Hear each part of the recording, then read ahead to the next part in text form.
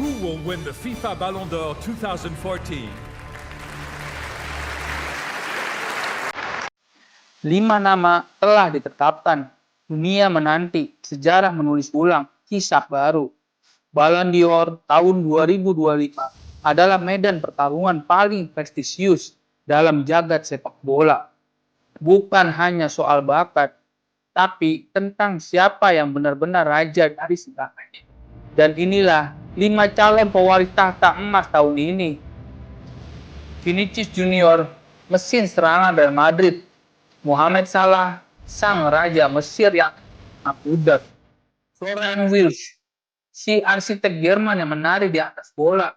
Vitinha, motor kreatif Portugal yang mengatur irama permainan.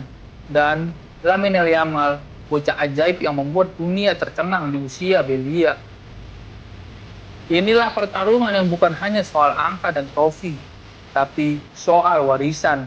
Siapa yang akan mengukir namanya di emas sebagai pemain terbaik dunia? Bersiaplah, kita akan kupas tuntas perjalanan dan kekuatan masing-masing kandidat.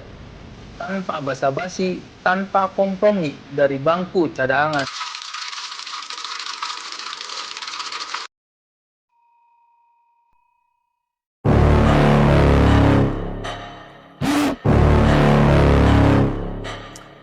Vinicius Junior, usianya baru 25 tahun, tapi karirnya sudah seperti roller coaster, penuh kecepatan. Musim tahun 2024-2025, dia tampil sebagai ujung tombak paling mematikan di Eropa. Statistiknya luar biasa, 38 gol di semua kompetisi, 21 assist, dan menjadi pemain kunci di final Liga Champions yang membawa Real Madrid mengangkat trofi ke-15 mereka. Vini bukan sekedar cepat, dia memadukan kecepatan, dribble, dan mental baja. Dia tak takut menghadapi bek terbaik dunia pun. Dan musim ini, dia juga menutup mulut para pengkritiknya yang dulu meragukan finishingnya. Namun, apakah statistik luar biasa ini cukup untuk mengalahkan nama-nama besar lain? Satu hal yang pasti, jika Madrid juara Liga Champions dan La Liga, peluang yang mengangkat Ballon d'Or sangat terbuka lebar. Mohamed Salah, nama yang mungkin sudah bosan disebut di level elit.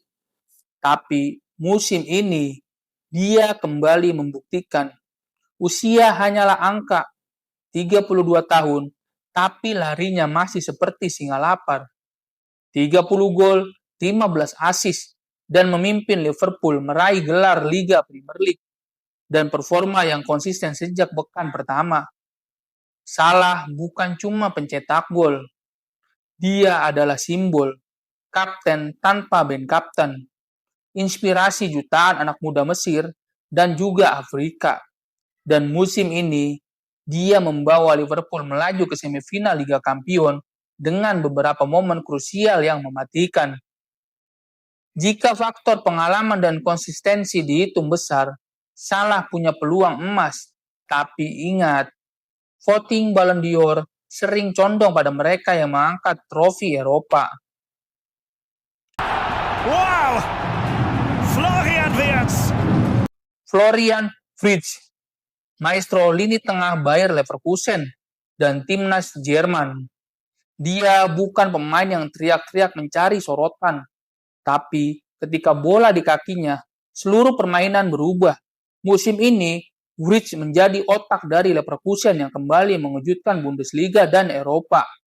Dengan 20 assist dan 15 gol dari lini tengah, Wirtz adalah contoh sempurna bahwa kecerdasan dan visi bisa mengalahkan kecepatan. Apalagi dia menjadi kunci keberhasilan Bayer Leverkusen di Bundesliga. Masalahnya, Ballon d'Or jarang jatuh ke tangan gelandang murni, kecuali mereka benar-benar mendominasi secara global. Wirtz harus berharap prestasi timnya di Eropa cukup kuat untuk mengimbangi mesin gol seperti Vini atau Salah. Vitinha, banyak yang meremehkan namanya di awal musim, tapi gelandang muda Portugal ini menjawab dengan permainan yang memukau di PSG. Ia menjadi pengatur tempo serangan, jembatan antara lini belakang dan depan, dan otak kreatif yang membuat Dembele bebas mengamuk di depan.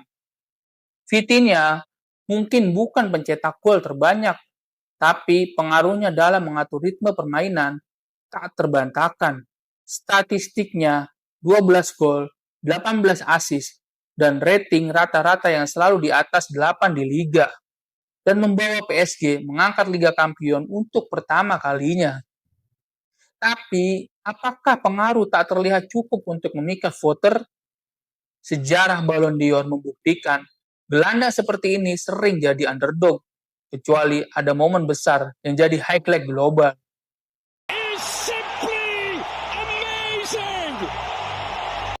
Dan terakhir, fenomena yang membuat seluruh dunia terbelalak, Lamine Yamal.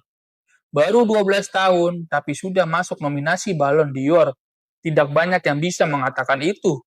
Musim ini, dia adalah bintang Barcelona dan tim nasional Spanyol. Mencetak 25 gol, 22 assist, dan menjadi top player di Eropa. Dribblenya mengingatkan pada Messi muda, visinya seperti pemain berpengalaman, dan keberaniannya tak tertandingi. Yamal bukan cuma masa depan sepak bola, dia juga masa kini. Satu-satunya hambatan, usianya yang masih muda membuat beberapa voter ragu memberinya gelar terlalu cepat. Tapi, jika ia membawa Spanyol juara dan Barca bersinar Liga Kampion, jangan kaget jika anak ini mengangkat bola emas. Lalu, siapa yang paling layak? Mari kita pecahkan faktornya. Ballon d'Or menilai berdasarkan performa individu, pencapaian tim, konsistensi, pengaruh di lapangan, dan cerita besar yang menyertai musim itu. Vini Junior, dominasi gol plus trofi besar Eropa. Salah, konsistensi dan single kepemimpinan Eropa. Florian Wirtz, otak permainan, prestasi, timnas.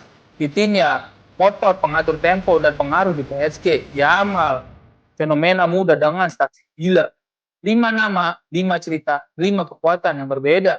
Ballon d'Or tahun 2025 bukan sekedar siapa paling banyak cetak gol, tapi siapa yang paling mengubah permainan, siapa yang menulis sejarah, dan itulah yang membuat tahun ini sangat sulit diprediksi. Kita sudah menyaksikan semua, statistik, gelap, dampak, dan cerita mereka. Tapi pada akhirnya, keputusan ada di tangan juri, dan opini ada di tangan kalian. Jadi siapa menurutmu yang paling layak angkat Ballon d'Or tahun 2025? Apakah Vinicius, Salah, Wirtz, Vitinha, atau Lamine Yamal? Tulis di komentar sekarang juga. Like video ini kalau kamu suka analisa tajam tanpa basa-basi. Subscribe agar tidak ketinggalan konten sepak bola berkualitas lainnya. Karena di sini sepak bola bukan sekedar tontonan. Ini adalah medan perang yang harus dimenangkan.